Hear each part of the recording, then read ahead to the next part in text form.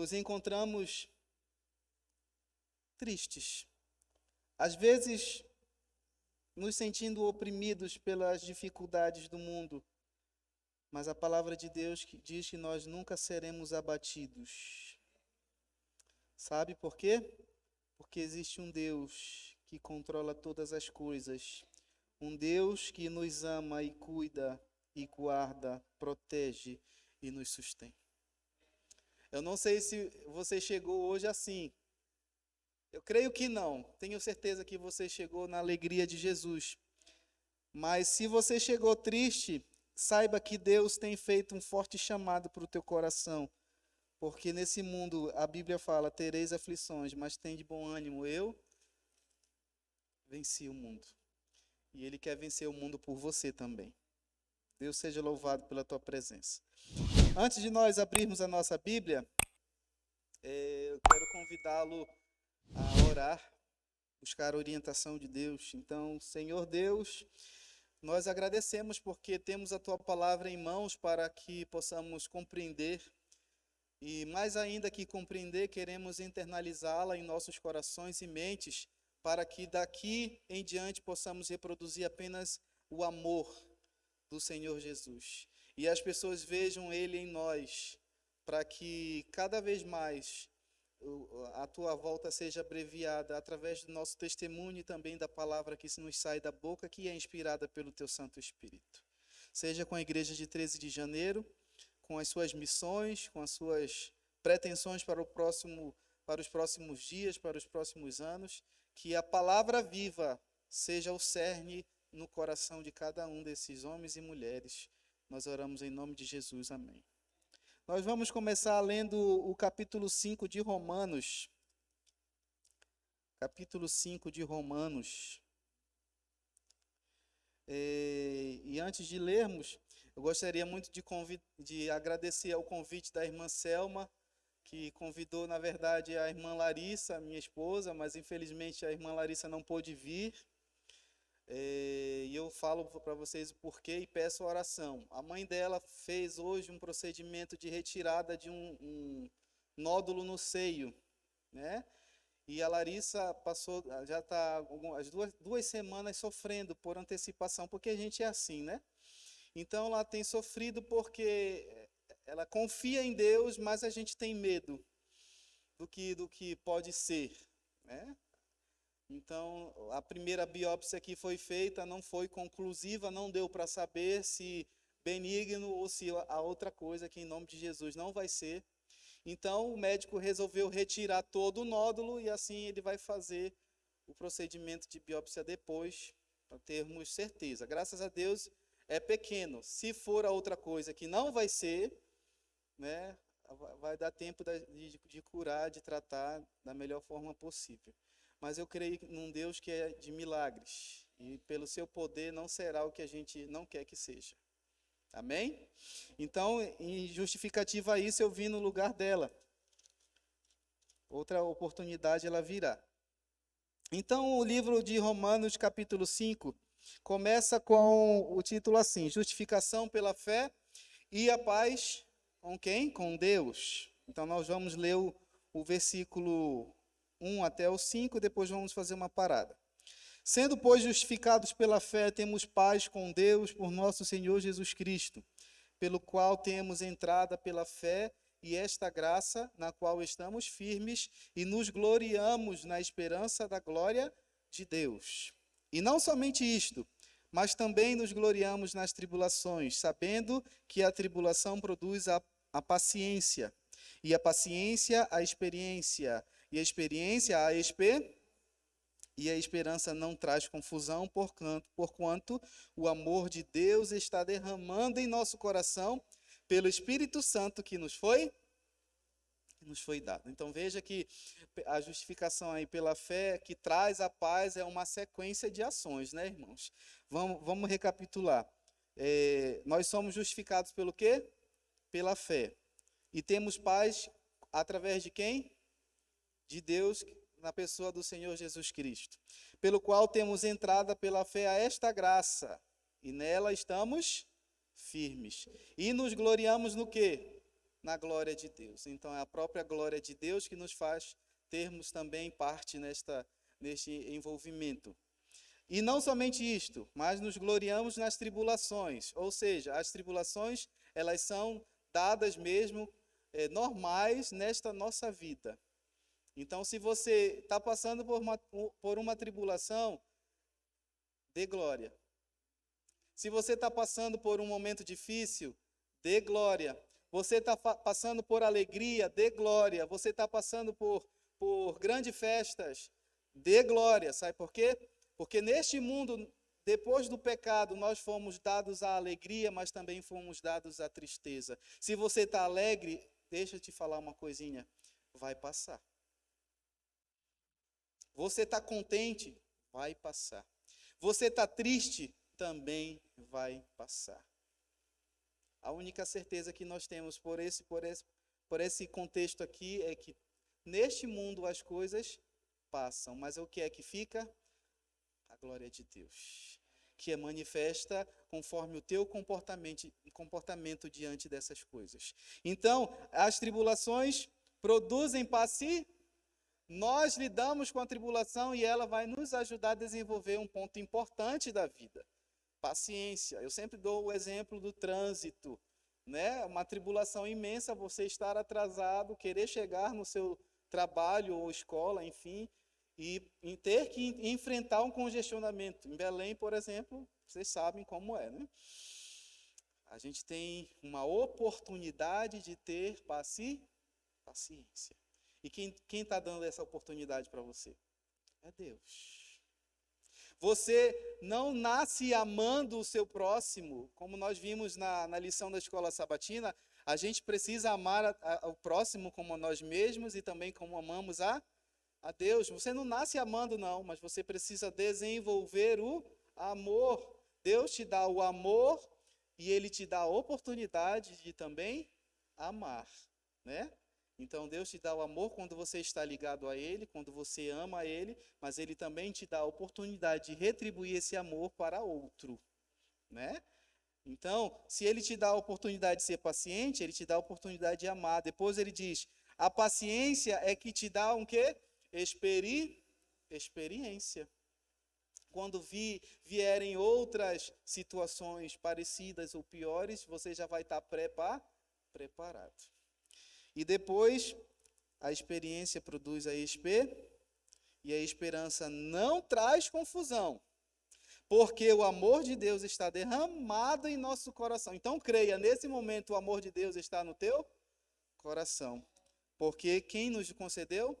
O Espírito Santo. Sempre que começamos uma nova tarefa, um novo desafio, nós ficamos assim preocupados, né? Deus nos dá um desafio, ou então o trabalho nos dá uma nova função, e a gente já pensa assim, como é que eu vou desenvolver essa função? Você foi, por exemplo, nos tempos em que a igreja de 13 de janeiro foi plantada aqui, Deus deu ao irmão Cláudio, aos outros irmãos, irmão Ronaldo também, que participou, uma missão, que era plantar uma igreja neste lugar, né? E você se pergunta, quais serão os desafios? E a justificação pela fé, nesse passo a passo, nos mostra que Deus é quem vai concedendo você os recursos espirituais para que você vença os desafios, né? Então, Deus vai concedendo a você experiência. Mas é claro, nada na vida do cristão e nada na missão de Deus deve ser feito de forma aleatória, né? É preciso ter um planejamento. Até um certo tempo, nós trabalhávamos muito com meta de batismos, né? Hoje já não temos mais essa prática. Mas eu creio que você tem uma meta pessoal de estudos bíblicos, de batismos, porque você não parou de pregar a mensagem. Então, a palavra de Deus nos mostra que essas atividades, principalmente aquela que nos leva a entregar esperança, precisam de planejamentos. Precisam de ter uma liderança coesa, né? A nossa liderança precisa falar uma língua, porque o versículo 6 continua dizendo, porque Cristo, estando nós ainda fracos, morreu ao seu tempo pelos ímpios, porque apenas alguém morrerá por um justo, pois poderá ser poderá ser que pelo bom alguém ouse morrer. Mas Deus prova o seu amor para conosco em que Cristo morreu por nós, sendo nós ainda pecadores.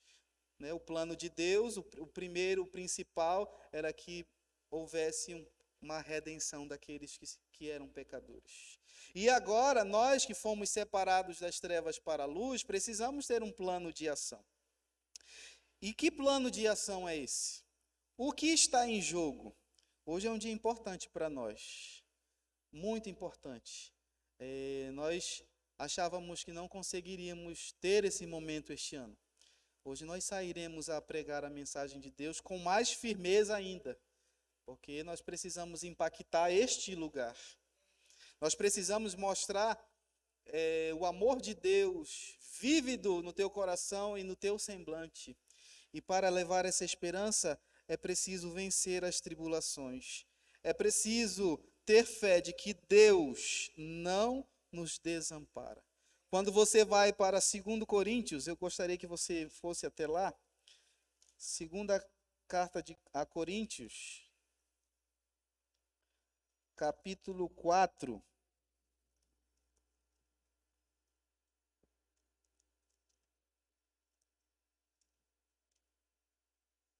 Versículo 8, olha aqui só, olha que maravilha Deus tem para você.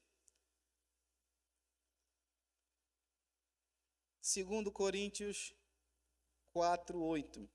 Olha que Deus fala para você. Em tudo somos atribulados, mas não angustie, perplexos, mas não desanimados, perseguidos, mas não desamparados, abatidos, porém não trazendo sempre por toda parte a mortificação do Senhor Jesus no nosso corpo, para que a vida de Jesus se manifeste também em nossos corpos.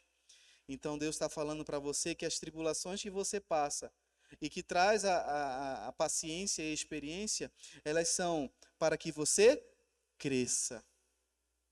Elas são para o nosso crescimento. Porque assim, quando você passar por essa experiência, quando alguém vier ao teu encontro que está passando por ela, você vai ter sabedoria para indicar o que deve ser feito, né? Porque você vai ter como manifestar em seu próprio corpo a vida daquele que morreu em prol dos pecadores.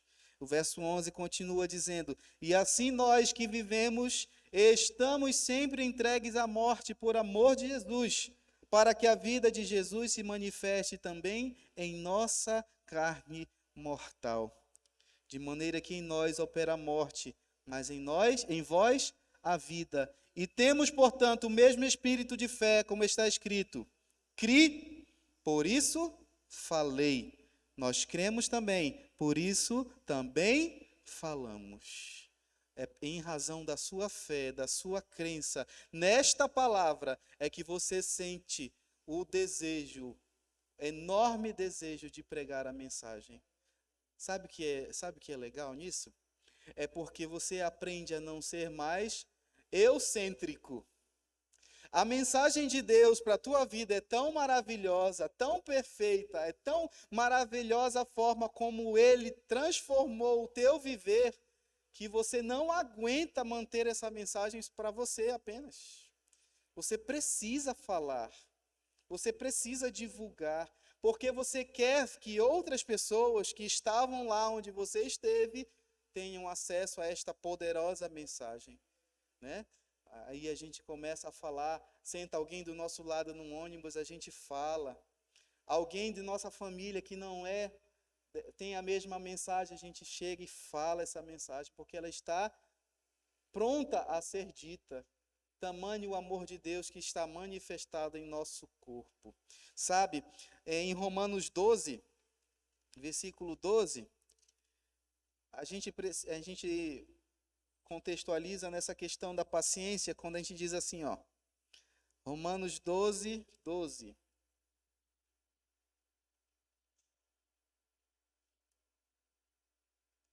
Vamos ler a partir do 9. O amor não seja fingido, aborrecei o mal e apegai-vos ao bem.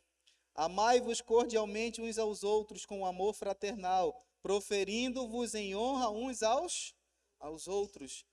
O amor de Deus manifesto em nosso corpo nos faz que tenhamos uma reviravolta no nosso comportamento em relação ao outro, ao próximo.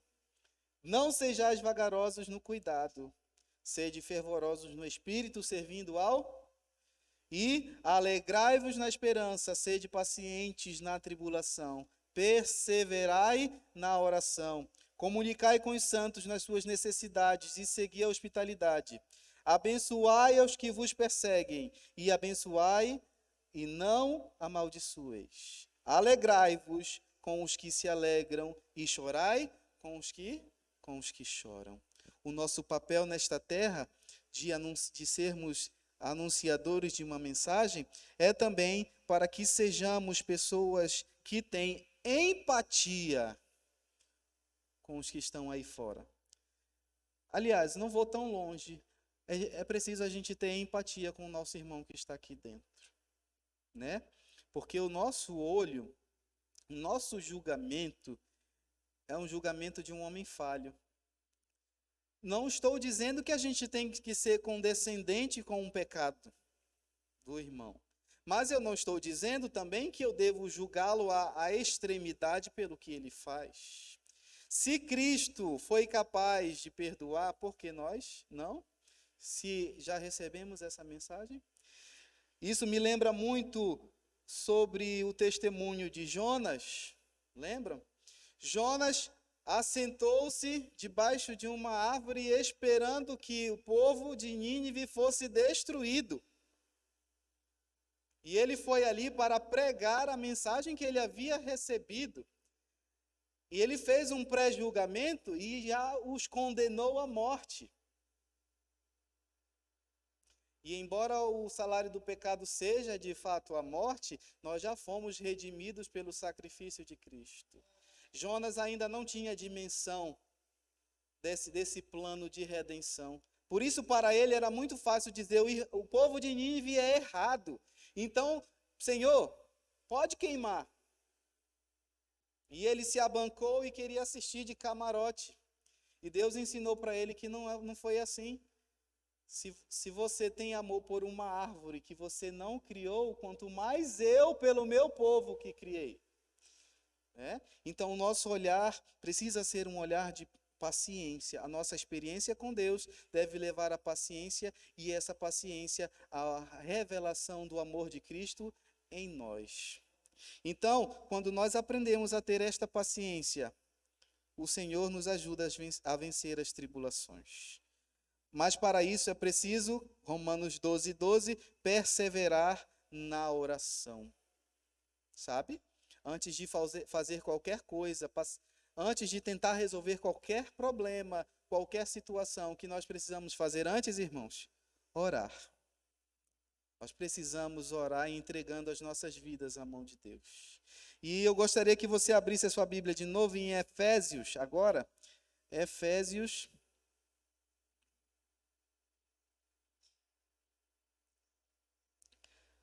Capítulo 2, versículo 12. Efésios, capítulo 2, 12. Alguém pode ler para a gente?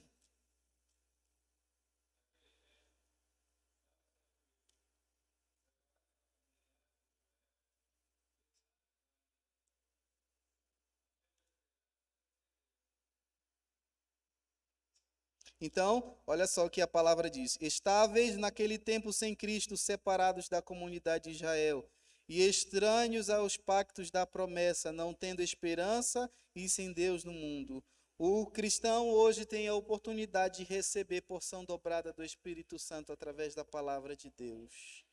Através da busca incessante. Não à toa o conselho é: orai sem cessar. Que grandes maravilhas Deus poderia executar ainda mais em nossa vida se tivéssemos o hábito fervoroso de buscá-lo em oração. Quantos presentes Deus nos concederia se nós que já temos essa palavra, se nós que temos essa experiência aqui, de criação ao nosso redor poderíamos receber, sabe? Às vezes as pessoas têm bênçãos que não enxergam porque simplesmente ainda não enxergaram quem foi quem as criou.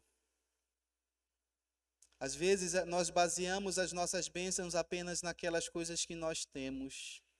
E Deus não quer que você tenha simplesmente, Deus quer que você seja.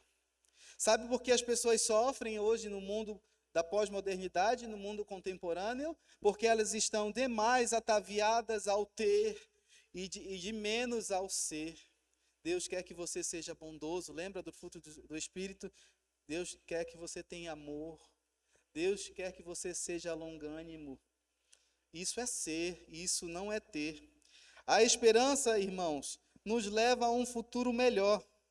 Romanos 8, 24 nos diz: pela fé, a esta graça na qual estamos firmes e gloriamo-nos na esperança da glória de Deus. A esperança em Deus nos torna homens e mulheres salvos. Qual é o futuro do crente que é fiel ao Senhor Jesus? Abre a sua Bíblia no Romanos 8, 28. Qual é o futuro de um crente que é fiel a Jesus? Romanos 8, 28, uma pessoa abre aí, por favor. E Romanos 8, 31.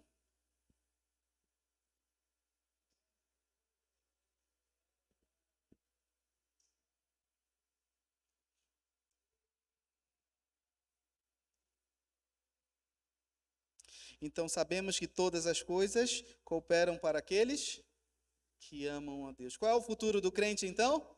Ter um futuro de sucesso. O sucesso que Deus tem preparado para você não é o sucesso terreno, mas é o sucesso de estar com Ele na Canaã celestial. Deus tem preparado coisas maravilhosas. Que diremos, pois, estas coisas? Deus é por nós, e quem será contra nós? Romanos 8, 37. Mas em todas estas coisas somos mais do que vencedores por aquele que nos amou. Quais são os propósitos e o futuro que Deus tem reservados para aqueles que creem nele? Jeremias 29, 11. Quais são os propósitos de Deus para o seu futuro, para a sua vida? Jeremias 29, 11. A gente conhece de cor, né? Jeremias, 29, 11.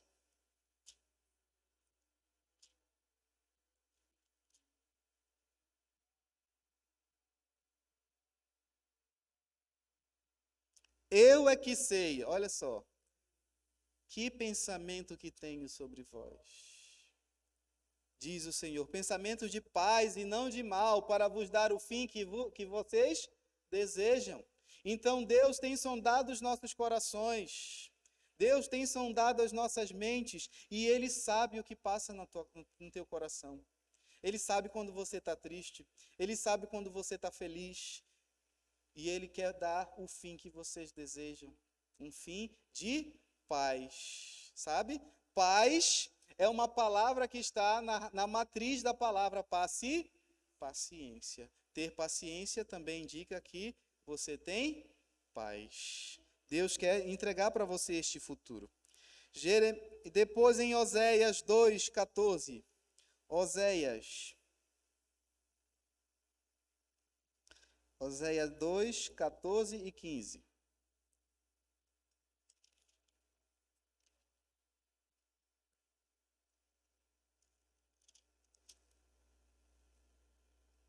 Portanto, eis que eu a atrairei e a levarei para o deserto, e lhe falarei ao coração, e lhe darei as suas vinhas, dali o vale de Acor, por porta de esperança, e ali cantará como nos dias da sua mocidade, e como no dia em que subiu na terra do Egito.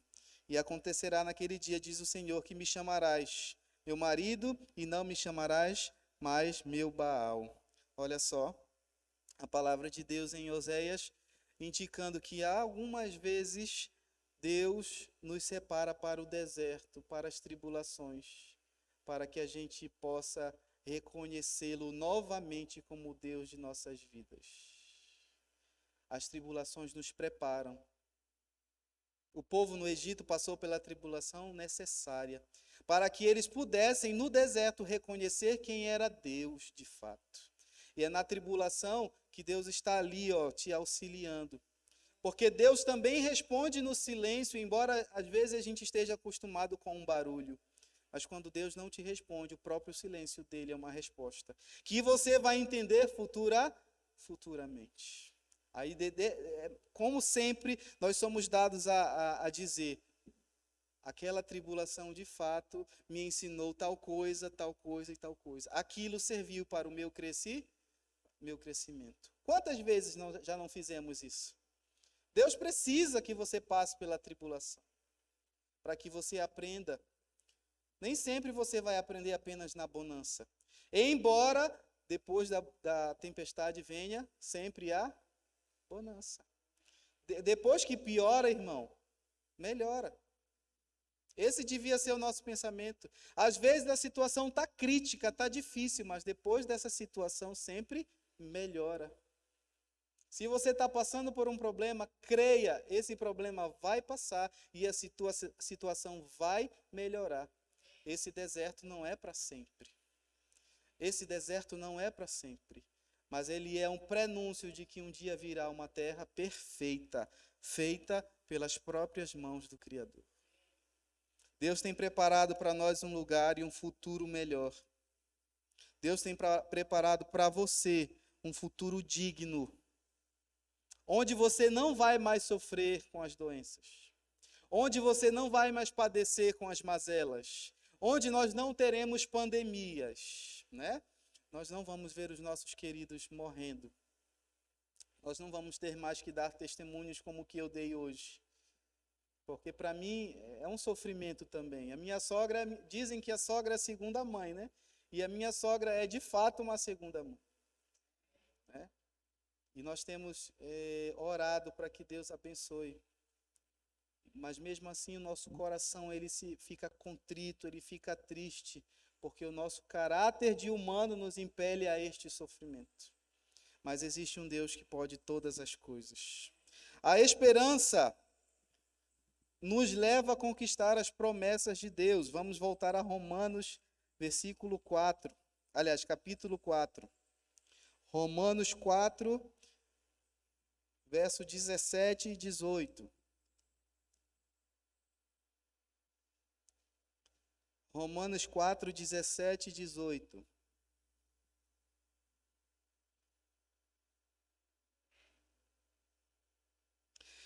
Como está escrito, por Pai de muitas nações te constituí, perante aquele no qual creu, a saber, Deus vivifica os mortos e chama as coisas que não são como se já fossem, o qual em esperança creu, contra a esperança que seria feito, Pai de muitas nações, conforme o que lhe fora dito, assim será a tua descendência. O próprio Deus, por sua palavra, João 1, no princípio era o verbo e o verbo estava com Deus. Esse Deus tem a palavra e esse verbo se faz, ele se produz. O verbo é producente, ele é capaz de executar. A palavra de Deus é tão poderosa que ele consegue criar.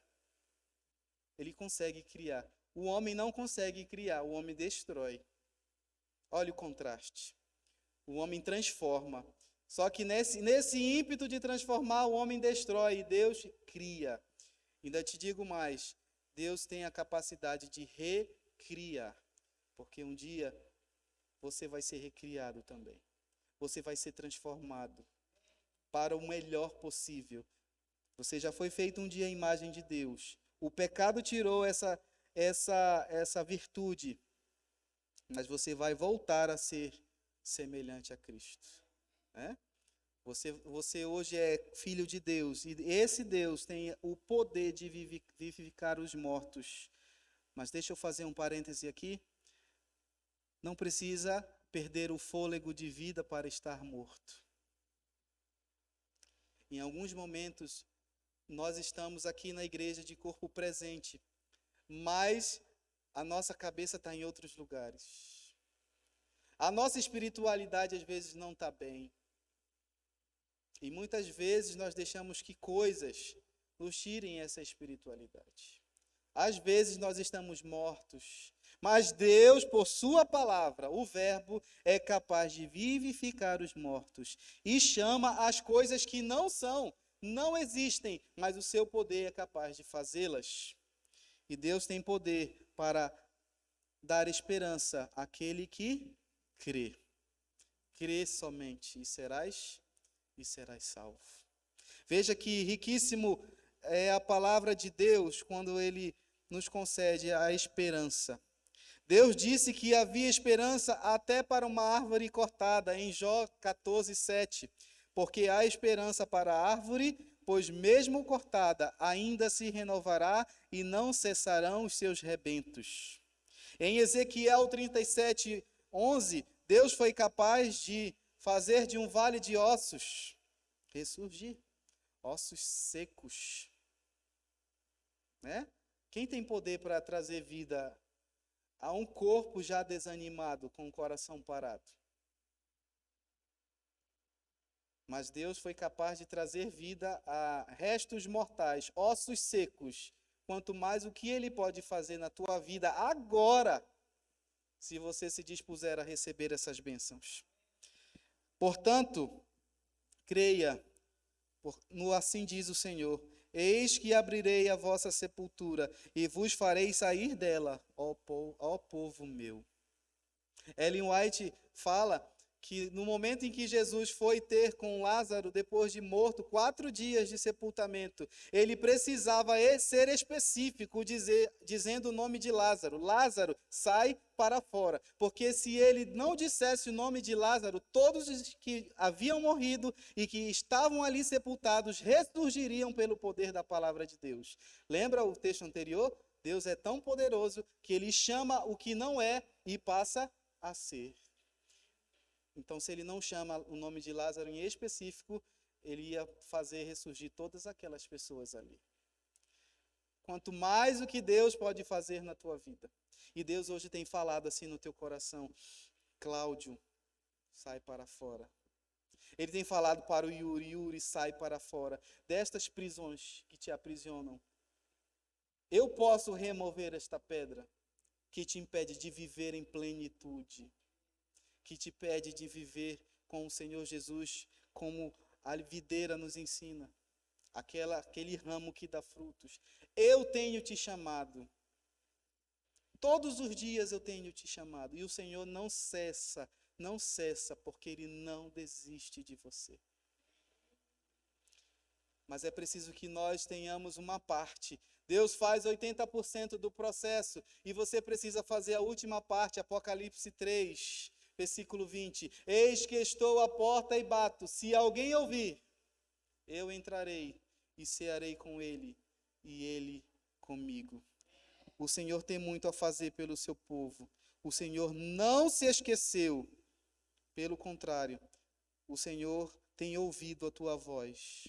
O Senhor tem visto as tuas lágrimas. E hoje, neste exato momento, o Senhor quer converter as tuas lágrimas em alegria. O Senhor quer converter a doença em saúde. O Senhor quer converter o desânimo em fervor. Então creia somente. Creia que o Senhor tem esperança e esperança de vida para os seus filhos. Dizem que enquanto há vida há esperança, é um ditado popular. Eclesiastes 9:4 diz: para aquele que está entre os vivos há esperança. Você está vivo? Então você tem esperança. E a nossa esperança está fundada no Senhor Jesus. Com efeito, passa o homem como uma sombra e em vão se inquieta. Amontoa tesouros e não sabe quem os levará. E eu, Senhor, o que espero? Tu és a minha esperança. Voltai à fortaleza, ó presos de esperança. Hoje te anuncio que te recompensarei em dobro. Hoje vos anuncio que tudo vos restituirei em dobro. Zacarias capítulo 9:12. O Senhor tem um propósito na tua vida. Mas Ele precisa que você abra essa porta que está trancada. Deixa escancarada e oportunize a Deus o momento de ser Deus. Deus é Deus em toda circunstância, mas Ele precisa ser Deus na tua vida, no teu coração, nas palavras que saem da tua boca. Ele precisa ser o autor da tua fé. Amém? Vamos orar? Querido Deus, muito obrigado, Senhor, porque pela fé nós podemos participar de um processo de remissão dos nossos pecados, de aquisição da esperança, da perseverança, da paciência, para que estejamos prontos para pregar a tua mensagem. E assim, Senhor, nesse processo, muitos, tenho certeza, creio, serão somados a este povo, mediante o nosso testemunho, mediante as palavras de nossas bocas, mediante aquilo que nós fazemos quando estamos com aqueles que não te conhecem. E se, Senhor, por algum motivo, as tribulações têm parecido mais difíceis de resolver, se os problemas parecem impossíveis, Senhor, de solucionar, se algo nos parece inalcançável, inatingível, por favor, Senhor, com o teu poder, torne-os possível, porque o Senhor é o Deus dos impossíveis. O Senhor é o médico dos médicos, é o Senhor quem nos aninha nos momentos piores de nossas vidas, é o Senhor quem nos consola, é o Senhor quem nos ama, é o Senhor quem nos mantém. Por favor, Senhor, seja com cada membro desta igreja, com cada líder, que eles, Senhor, reflitam o teu caráter para este bairro e a igreja em conjunto possa ser uma igreja missionária, uma igreja militante. E um dia, eu tenho fé, nós estaremos aí contigo no céu como uma igreja triunfante em nome do Senhor Jesus. Por favor, Senhor, mais tarde, enquanto nós estivermos distribuindo os livros, que os teus anjos estejam à frente das nossas palavras, que o teu Santo Espírito esteja em nós, atuando, se movendo, e ao bater as portas, sejamos recebidos para a tua honra e glória, com pessoas sedentas de te ouvir e de te conhecer. Por favor, Senhor, também te peço que tu nos leve para as nossas casas, em tua companhia e segurança, em nome de Jesus. Amém.